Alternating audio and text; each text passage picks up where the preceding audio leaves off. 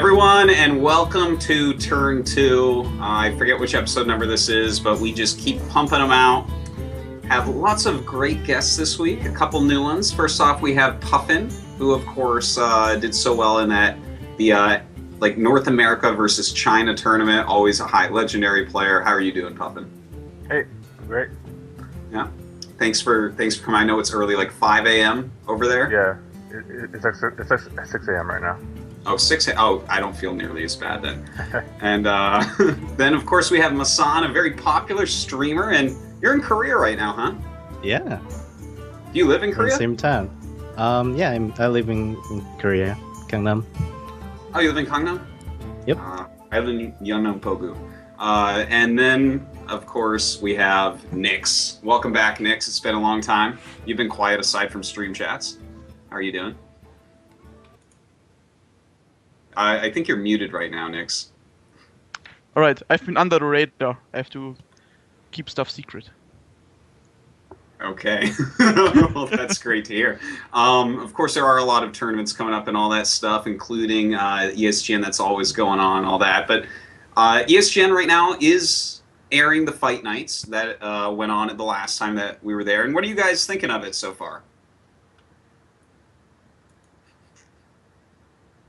Hello? Alright, I start. I think... It's like I'm just watching Massan pretend to eat an orange, and I'm like, Puffin isn't moving at all, and Nyhx is just sitting there coldly. I'm like, oh, God, this show's going to be difficult, guys. Come on, throw me a bone. Let's talk. Let's talk about some Hearthstone. What are you guys thinking about the Fight Nights? How is the improvement over Season 1, 2, into 3? It's sick. It's way better. Yeah, it's so much better. It's actually like the sports show now instead of the gaming show. Yeah. I think the transitions have been really good, and the games have been pretty high quality. And I like how there's more discussion in between each of the games, and the commentary has been pretty top notch. So Cool. it's been good. Do you guys miss the what do we call them, booth babes or something? Because I know everyone's flaming about that. You miss it? Yeah, of course. You think the show is better with the girls? Obviously. Yeah. It's Son, what do you always think? I totally missed it. I'm not sure what that is. The girls I that do were there agree in that season 1 and shows 2. are. The girls that were there in Season 1 and 2. Do you like? Oh. They aren't there in Season 3 now. A lot of people are complaining about that. I'm just wondering if you think that's a positive or a negative. I think that's negative. Yeah, I definitely think they'll be better if they were there. All right. And Puffin, how about you? I actually didn't notice it too much that they were missing, but now that you mention it, like, I mean, they added kind of a cheeky quality to it that I thought was fun.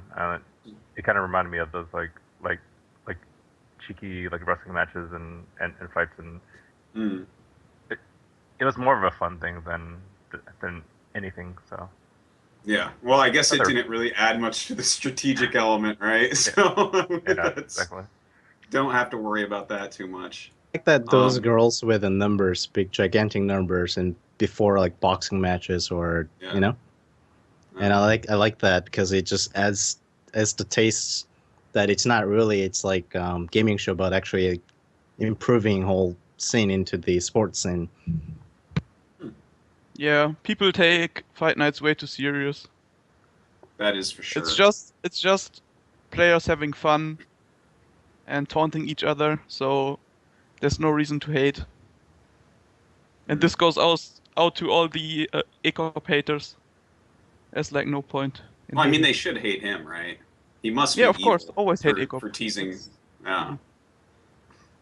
Well, I don't know. I've liked it a lot so far. I'm excited to see some more of it coming up. One thing, well, actually, let's just jump into talking about some of these decks that are in the forums and just see where that brings us, talking about some of these cards and stuff. Because every show I feel like I bring up Nat, Pagel, and Tink and stuff like that. But I do want to say there is progress being made on banning Pagel. Like, in a couple weeks, we're going to start banning Pagel from King of the Hills. So, and hopefully other stuff as well. But and by the way, don't forget, King of the Hill is on after turn 2 tonight. So in about 48 minutes, the King of the Hill starts, and that is Reels against Razor.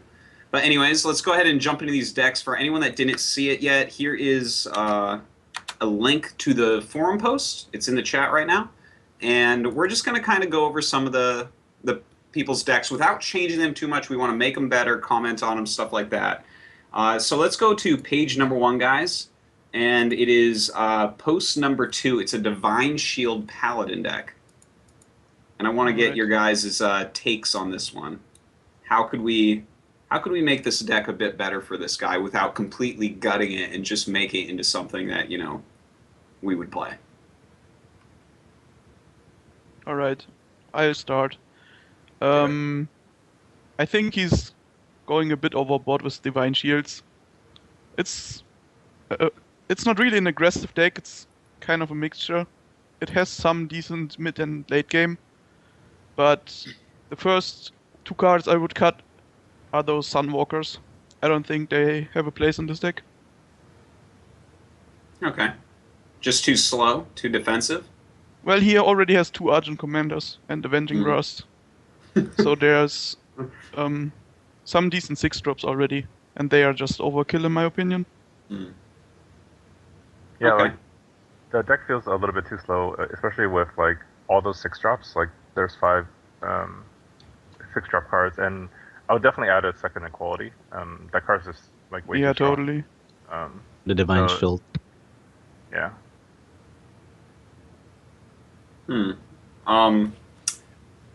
What do you guys think about this Wild Pyromancer in here? Because he's got like 1 equality, 1 Wild Pyromancer. Of course, he has like the Consecrations and Avenging Wrath to go with it too. So maybe that Pyromancer is like a nod towards the Avenging Wrath, the missing Avenging Wrath or something, to have a 4th card to help board clear. But I don't know. What do you think about that in here in a deck so full of Divine Shield? I think it's decent with like the Scottish Crusader and the Argent Squire. Like they aren't as impacted by it, and it's still a 2-card board clear. I'd probably like to see more Death Rattle effects to take advantage more of the redemption. Like right now, there's only Tyrion really that kind of benefits from that. Like a Luthor would be decent, or like Harvest Golem would be pretty decent as well. Yeah, and maybe Cairn. Yep. Take out 1 Sunwalker at Cairn. That would be a good one. Strong. It's like a Uber Harvest Golem. I think Paladin is very good at being reactive. It's actually better as Paladin who play reactive, or you play the Divine Favor Paladin, but he's not. So I would like to see some more reactive cards, and not so much active cards. Okay. But I just don't feel like this Pally is good against anything. Pally is in a pretty bad spot, but you can run Bum Rush Pally or Control Pally. But I think a lot of people tested this mid-game deck, and it doesn't really accomplish anything, in my opinion. I think the deck's a little confused in what it's trying to do. Like it's trying to play like the late game control style, and then it's also trying to do a little bit more aggressive. And it should just pick one and like focus on that. Like if it wants to be the aggressive like redemption style, like more early game rush deck, then it should just build more cards towards that. And if it wants to build more control, then put more like reactive cards and play more of a control style instead of trying to be in the middle, because then it's not the games you're going to get are going to be really inconsistent by doing that. I think it's okay to be between the middle, like mid-range, but if you try to cover all early game and all the late game together combined, then like if you draw into those like early game, you draw only early game cards, and late game you draw only into late game cards, then it's great. But if you just chances of that happening is a fairly low, and it just becomes a moosh. I think not as consistent, like Puffin said. Okay. I'll even And take I out think- Ragnaros on this deck, by the way. Hmm? Maybe. You'd what? Take out Ragnaros for that, just to make it a little more aggressive instead of Sunwalkers and Ragnaros out, and then if you add another Avenging Wrath and maybe get down. What was that card called? I think Ragnaros is fine. You think? I wouldn't All cut it. I would never cut him out of this deck. I think you could cut the Argent Squires because you don't have anything to buff them, and that's what they are for. Or They are so potentially- bad without buffs, like not worth it at all.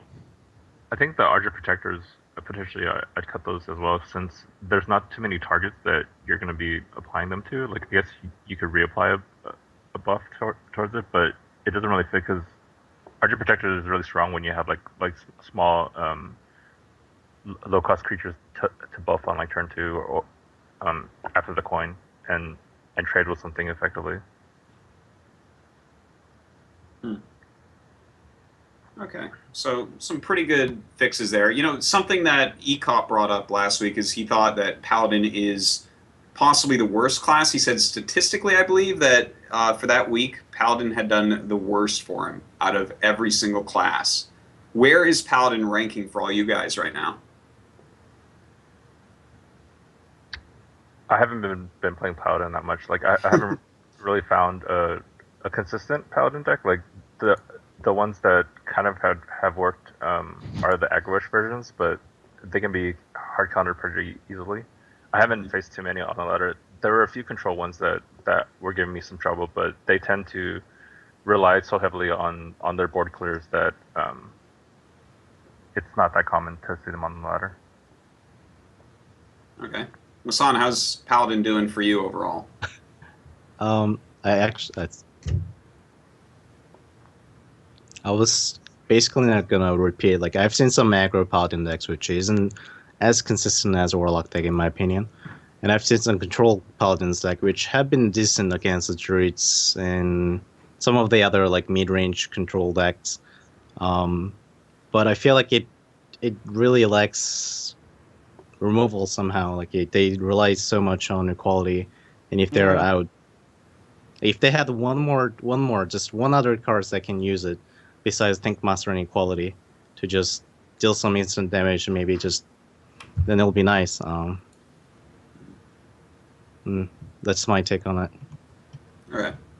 And Nyhx, Paladin. You haven't shown me any good Paladin decks recently. Why is that? Paladin is pretty bottlenecked on 4. You have Consecration, True Silver, maybe even Twilight Drake, Yetis, or Defender of Argus, Hammer of Wrath, maybe even Spellbreaker.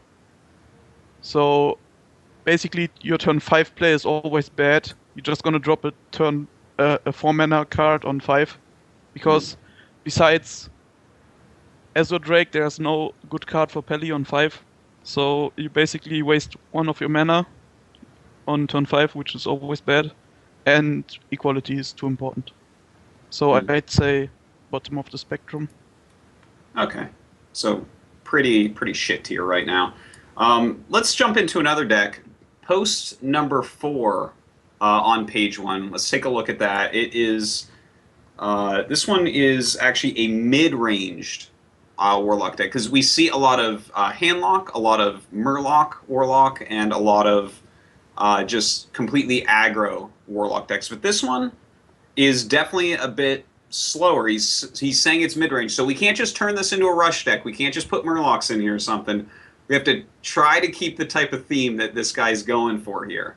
And as we can see, it's got like, it has the Chillin' Yetis, he's playing Spellbreakers and Ancient Watchers, he's giving some taunts out, like, he has some endgame stuff, he has the Beast in the deck, which is kind of interesting. Who wants to start on this one? Alright, I'll assign it then. Massan, you start. Alright. I don't see a faceless manipulator being good in this deck almost at all. Maybe unless you want to copy Beast or just want to copy your opponent's a big creature and then silence it or something. But besides that, I really don't see a place. I don't like it. Besides that, it has a good controls. Does he have a Hellfires? No. Well, he has the Shadow Flames. Yeah. Yeah. No power overwhelm either. Well, this deck's trying to play some kind of board control style because there are Ancient Watchers and he only can Shadow Flame them or Spellbreaker them. He has So Sun this is Furies in really there hard. as well. Oh yeah, and that. Oh. But I don't think this is pretty interesting, but it actually lacks some depth, I think. As Massan said, Some Faceless removal would be Manipulator. nice. Yeah. Faceless Manipulator is pretty bad. And I'm actually not a fan of the Beast. There are still people playing Big Game Hunter, and you just lose when you get Big Game Hunter. Yeah, like I would probably like I think for the Beast, he's trying to do like a Beast Spellbreaker combo, I guess. But I think if you had Karen in there, it'd be much stronger, especially with like the Shadow Flame. I'd probably take out one of the Shadow Flames. I don't think you need to. And having a power overwhelming would be decent because you could power overwhelming one of your small dudes and then Shadow Flame that, and it'd probably be a much stronger play. I think it'll be needs interesting if... Oh. Yeah. Every deck needs Napego. Remember, do you guys remember those Warlock decks with the Ancient Watchers, but they use owls to silence them and just aggressive? I think it'll be interesting if they also have... I really hate relying on one or two cards to combo just things off. Like Beast, for example. If you can't silence that, that's like mediocre at the best. 6/6 for 6/6-ish. So that you have to silence it. If you can add Alter, you can also silence your Watchers, and I think you will have a little more control on how game flows. But I'm not sure if 2 Owls and 2 Spellbreaker will be... It might be too much commitment. Yeah, like if you replace the Squires of Owls, that would be pretty strong. There aren't any other buffing creatures really that the Squires would benefit from, so they seem a little bit out of place. Yeah, just like the last deck. No good cards to buff up Squire. Not even a power overwhelming or anything. It's super useless. You could cut 1 Faceless, 1 Spellbreaker, and add like 2 Defender of Argus, and this deck would instantly be way better. And then you cut the Beast, add an Owl, and maybe get rid of the Big Game Hunter if you play Siphon Soul, and add another Owl, maybe. Wow. So go up to 4 Silences, a couple Argus. Well, you get rid of 1 Spellbreaker at least, I'd say. Defender of Argus is just better than Spellbreaker in this kind of deck, in my opinion. Okay. So I think you all pretty much agree on exactly what to do here, but kind of an interesting, different deck than most of what people have submitted. So let's go ahead and jump on to another deck real quick. On page 2, post number 32, this is a deck from Christopher, who was actually on last week. It's like kind of a weird looking warrior deck, a little bit different from the warrior decks that we see right now. It's not face warrior. It's not like the more popular control warriors that we see, like Dark Lonix or someone like that play. So let's go ahead and look at that real quick. And Puffin, why don't you start us on this one? Your initial thoughts. Take a look.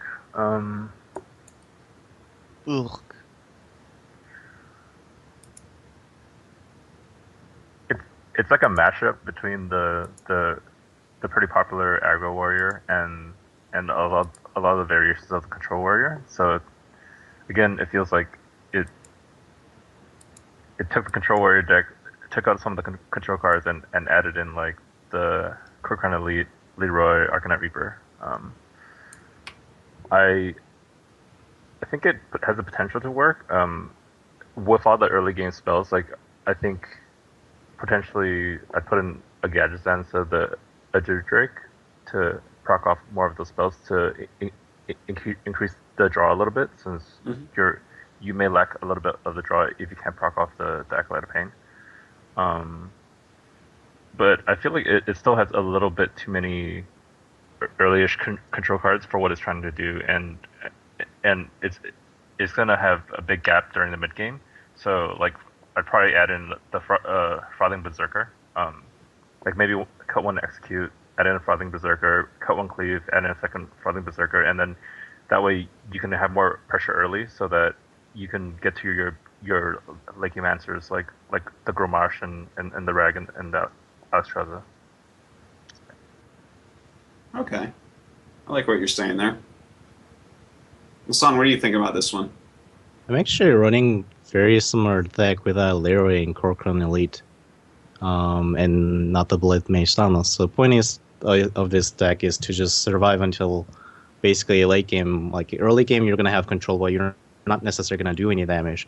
You also have a mid game cards like Arcanine Reaper, Sylvanus, and Cairn, so that you just I think this deck could use maybe one or two other mid-range decks instead of Leroy and Corclone, but it has worked decently for me. Maybe adding like whoever spoke before me. Sorry, I didn't pay attention. Puffin. Puffin. All right. Like Puffin said, if this deck has Frothing Berserker and maybe one other legendary to just carry this deck to the just end, and as long as you reach that point, you basically win the game with a Control Warrior deck. That's the point of this kind of deck. I think this deck could work. I just don't like Leroy and Corclone Elite. I just don't see the point of those two cards in there. So specifically, what would you remove for those two cards? I mean, what would I add in instead of those two? Yeah, what would you add in? Sorry.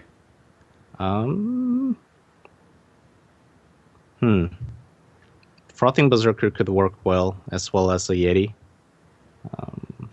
I'm not sure if Azure Drake is needed when you have two shield blocks. Wait, does she?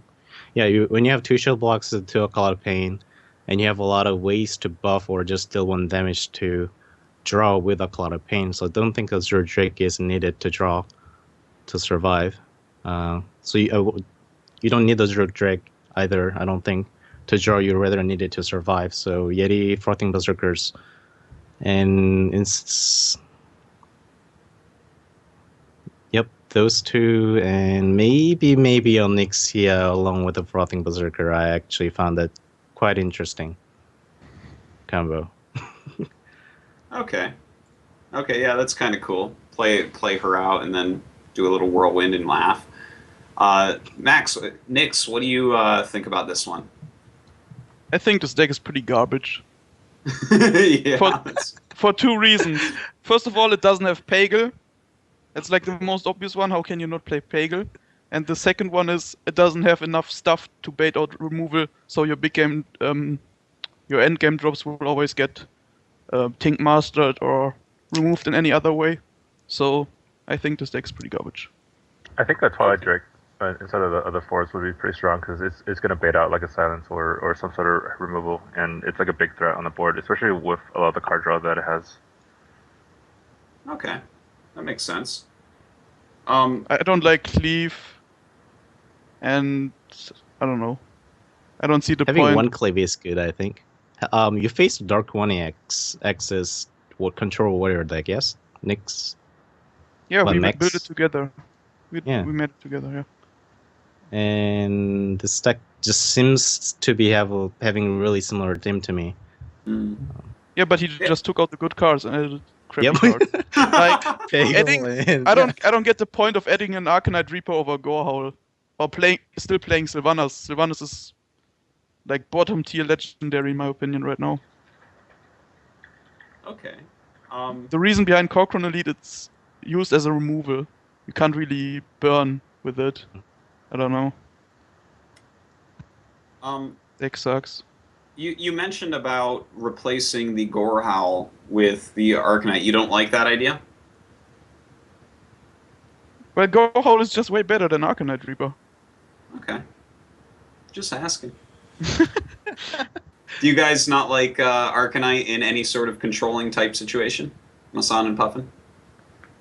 Gorehouse is better in a control style deck. Like in the aggro deck, like Arcanite Reaper is great because it's like a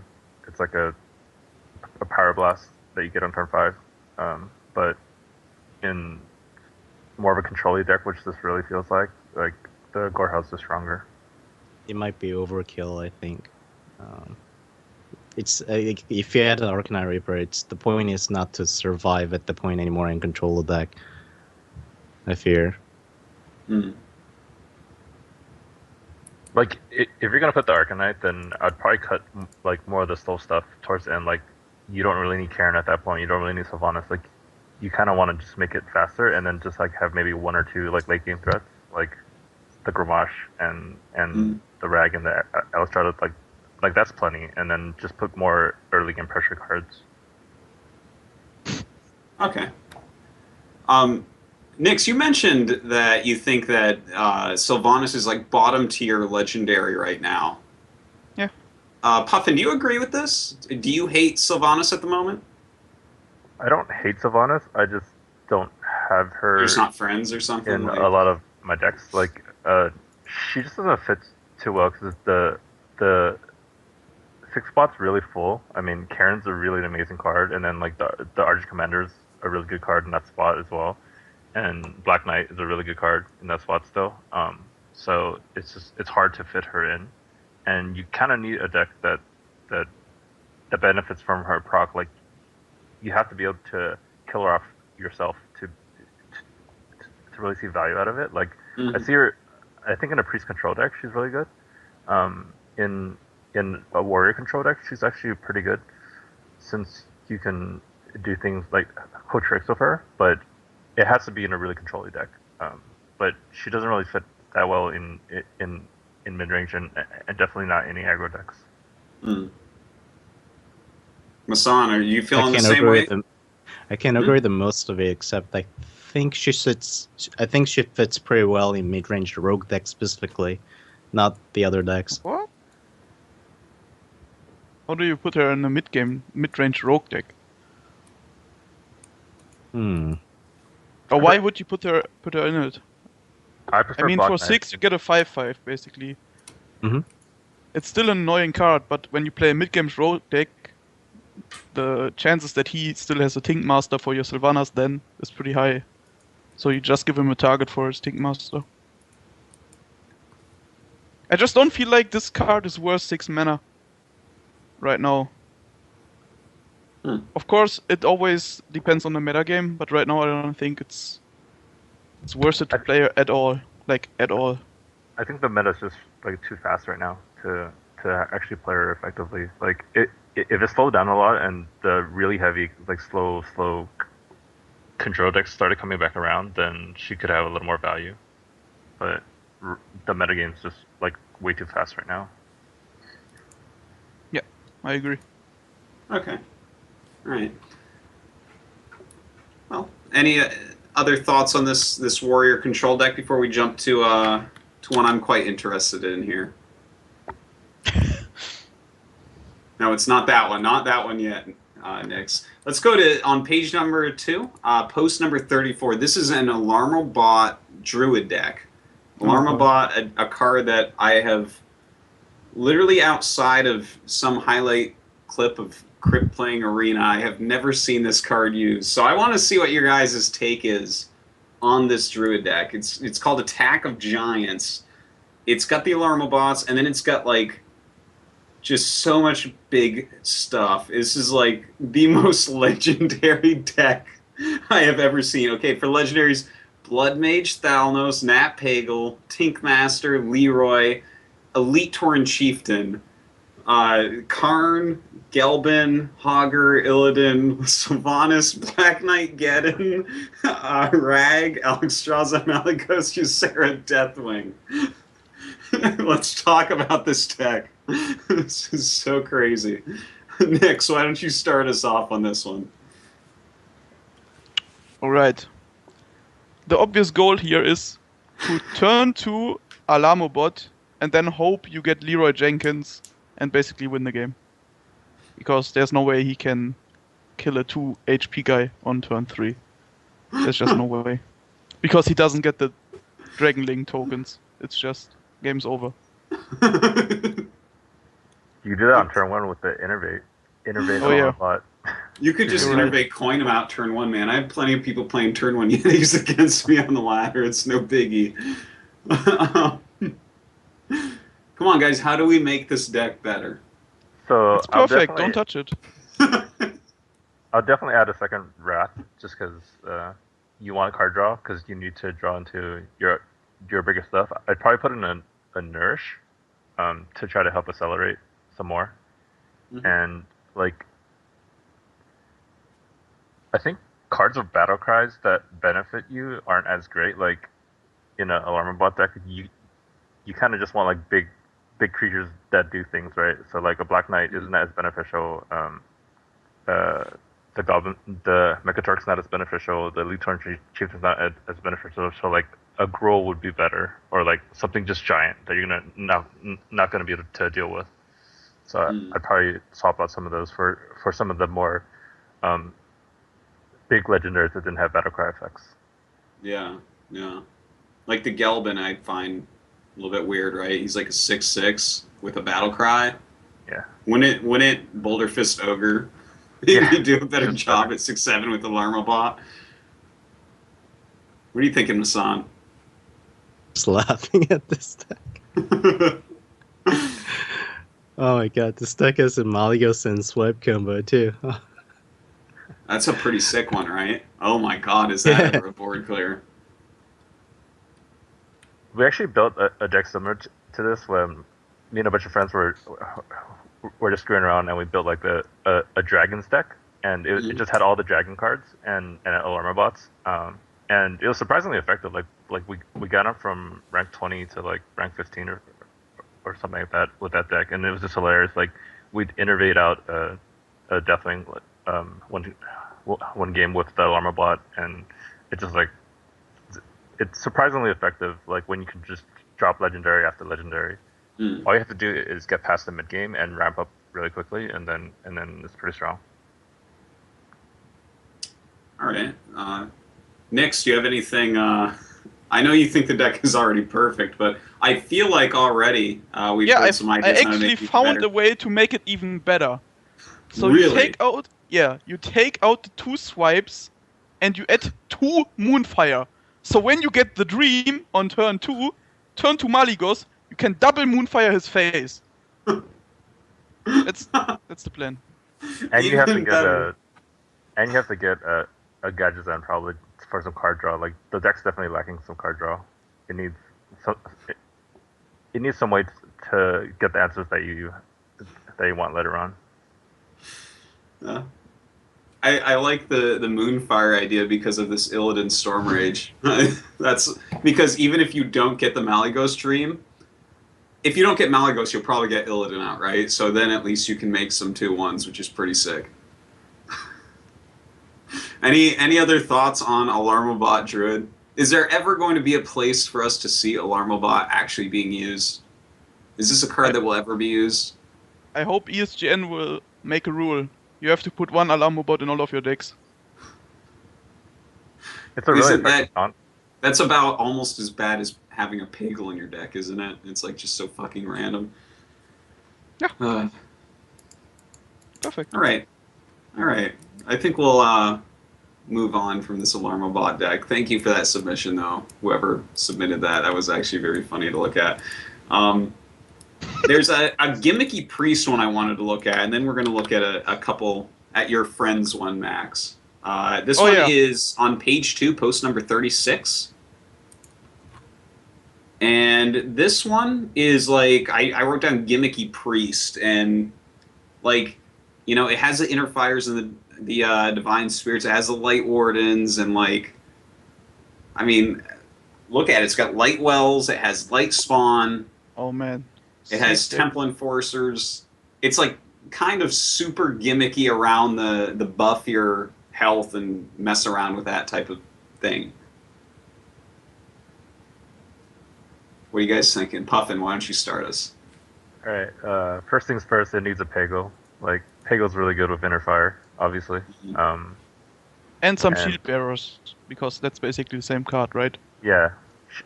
Shield Bearers would be good in this. A Mogushan Warrior would be good in this. I think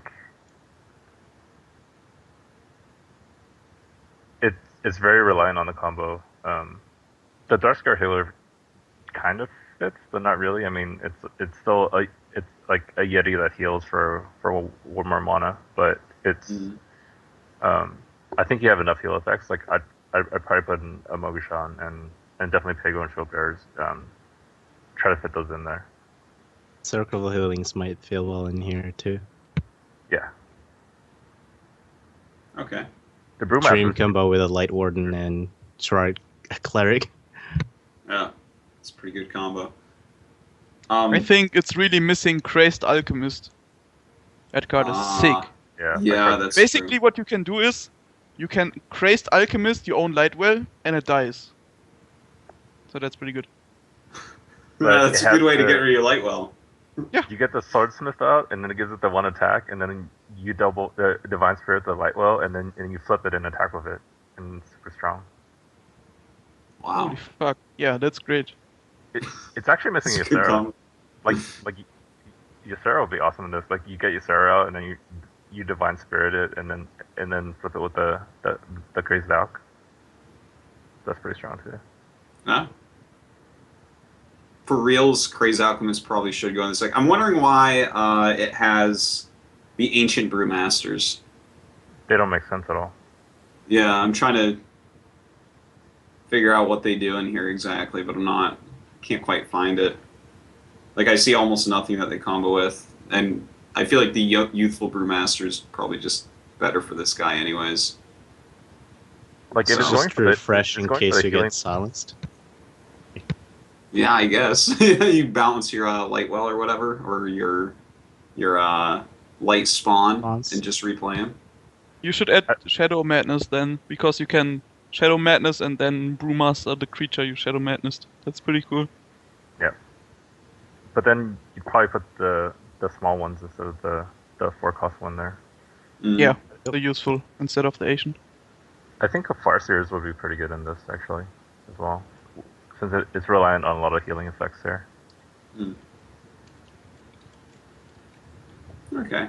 Kind of a interesting one. Who was it? Someone last week said that they feel like when you try to play Priest, you may as well embrace the gimmickiness because, Priest is kind of weak trying to make just a straight up deck. Do you guys agree with embracing gimmickiness like this? Like, do Priest decks need to be gimmicky still, or has anyone come up with anything like really solid? I think the best Priest decks are gimmicky. Like, they embrace the combos that work, and you try to fit the combos that can win you games. I mean, you have to... The problem with Priest I see is that they're really inconsistent because they're reliant on these like super powerful combos, and if you get like awesome Thought Steal that like basically gives you the game, then you're gonna win. And if you get your Circle of Healing combo with Soul Priest to wipe the board, then you're gonna win. But if you don't, then you're gonna lose. So that's why it's a really inconsistent class. So if you're trying to climb on that with the ladder, it's pretty hard. Yeah, I have to agree with that. I've tried a lot of Priest, man. Massan, what are you thinking about Priest? Just gonna mention that I was rank 2 a couple days ago, and I tried the Priest, went down to rank 6 now. Not quite working out. Yeah, like it's not too consistent, I don't think. And Nyhx, if you can take some time out of your busy foot-looking schedule, what do you think about the Priest decks? I think Priest is better than Paladin. That's it. That's it? Yeah. Okay. All right. So we'll jump off of this Priest deck, and Nyhx, I know you wanted to look at your friend's deck. Your friend submitted a deck for us to look at, right? Yeah, it's pretty awesome. Which post number was it? 33, page 2. 33. Okay, page 2, number 33. Where is this? There it is. So this is called Tofu Druid. Why don't you explain this deck to us, Nyhx? Alright.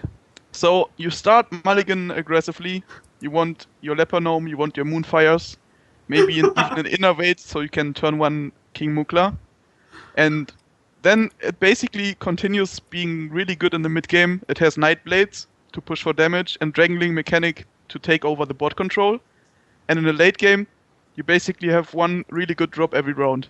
You start with Archmage, and then Agent of War, Iron Bug Protector, Onyxia, and when the board is empty, after it got cleared, after you played Onyxia, you're gonna drop the Sea Giant. And of course you have the Wild Growth to make this even faster. That's pretty much the reason behind this deck. I tested it on ladder and it was pretty nice. And as you see, Asian Tofu got top 10 legend ladder on Europe with it, so it speaks for itself, I guess. Yeah, I guess it does. I really like the one Leper Gnome and the 2 Ancient Watchers. That's really good. Yeah, they are the secret tactics, basically. They soak up like all the AoE damage. It's awesome. Exactly. They soak up the AoE damage. It's good to have those out against cleaves. If you have like a bunch of minions, every now and then they're going to take a cleave hit. All right, so exactly. Here's a real question for this, because obviously this is like a trolling. How do you make this deck even worse than it is? Is there any possible way to make a worse deck than what we're looking at right here? Well, he already has one Silverback Patriarch, so he should add a second one. Just for the hunters, man. Fuck those hunters. I hate them. It's totally missing Wisp. Like it definitely needs Wisp. So you get like turn 1 Leper Gnome double Wisp, and then that's pretty sick. And then you might draw into your Moonfire to help protect them. Yeah. Yeah, man. Turn 1 Leper Gnome double Wisp, and then draw into Moonfires to pop off the removal. Oh, and Hungry Crab, of course. Fuck Murlocs, man. Murlocs are strong. Yeah. Hungry Crab, yeah, that's a good one. And the thing is, if it's not Murloc that you're playing against, you still have a 1/2 for 1 mana, right?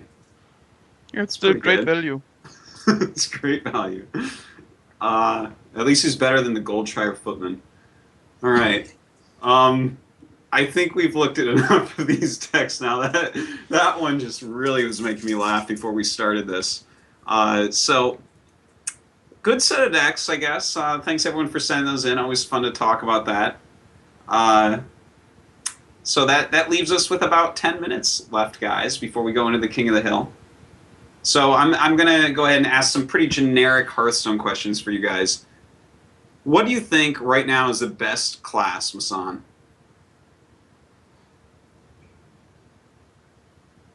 Shaman. Nyhx, do you agree with that? No. No. What would you put first? Mage. I like my mage control deck. Really? Are you trolling or are you serious? I think it has great potential, but probably the best class is Druid. Druid. Okay. Would you put Shaman top 3 though? Yeah, for sure. Okay. Puffin is Shaman number 1? I think Shaman's too susceptible to rush decks, so I'd have to put Druid number 1, and then probably Warlock number 2. Okay. What type of Warlock? There's just Murlocs that are really amazing, and the handlock decks are pretty strong. So you can't really predict what you're gonna play against when you see a Warlock, and that's what makes it so strong. Is that like you can mulligan for one side or the other, but if you choose wrong, then you kind of have to go middle of the road. So it makes that deck really hard to play against on the ladder. And then Shaman's definitely like up there. It's a really strong class in certain meta. Now, you know that hunter control-ish type of, the weird deck that you and I were talking about that you were streaming a while back, Puffin. Yeah. Did anything ever come of that deck? Oh, I was just having fun with that. Like, it did really well. Because I played it for like a day on the ladder, and it actually did really well, and then I just kind of threw it away. But it's actually a good deck, I think. I actually like it when I saw it. Here, we should actually throw it up for people to see, but yeah, please talk about it. It benefited a lot from people anticipating that you were gonna go like aggro, and when you didn't go aggro, they're like, wait, what's going on? Wait, why am I dying? Like, like why are there giants on the board now and all this other stuff. So um, I actually played like a mid-range deck that my friend Jab made, and it it worked really well. It's been doing decent on ladder. It's more of a mid-range um, hunter deck that isn't all face aggro, and it relies on like the Savannah High main and Houndmaster, and it's been pretty effective on the ladder as well. Especially since everyone expects like full out face hunter, and when you toss in like the mid range stuff, then it kind of throws them off a lot, and it runs like the Feedly traps, and they always expect explosive traps, and then if they like innervate a giant creature and they attack into it and it gets bounced back, then you get huge tempo advantage off that. So. I definitely think that deck's a little bit more viable on the ladder right now because it can still handle the fast decks, and that Control Hunter had a little bit of trouble with the really aggressive decks. Max, what did you think about it? Because you actually, I remember I was like, hey, Puffin showed me this deck, and everyone kind of laughed, and then the next day people were like, oh, it's actually kind of good. But what do you think about this kind of weird style of Hunter deck? It's really, really fun, but that's about it. Yeah. You have all those sweet combos. It actually reminds me of the Artosis Priest deck. I don't know, I like it. All those small combos. Just super fun to play. It's pretty fun, but the list now up on the stream. Sorry, Massan, we didn't show it to you quick enough.